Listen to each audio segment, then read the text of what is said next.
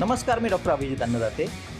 GBS जियाबारी syndrome पुण्यामध्ये प्रचंड भीती पसरवत असलेला आजार.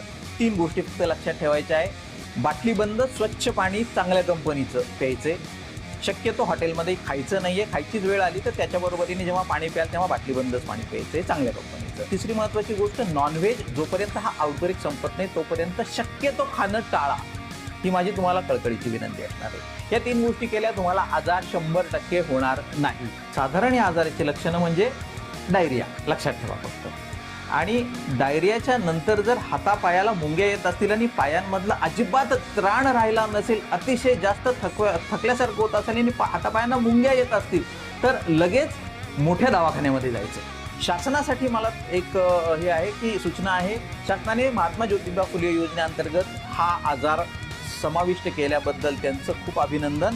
पण माझं अशी मागणी आहे की IVIG ही प्रत्येक जिथे जिथे IVIG आणि व्हेंटिलेटर लागते त्या पुण्यातल्या सगळ्या रुग्णांमध्ये IVIGचं सप्लाय शासनाने फ्री करावा. आणि दुसरं, कोविडच्या काळामध्ये ज्या PCR मशीन येऊन पडलेल्या आहेत त्याच्यावरची धूळ स्वच्छ करावी आणि प्रत्येक सस्पेक्टेड डायरियाच्या पेशंटचं PCR करून त्याचं डायग्नोसिस करावं. धन्यवाद.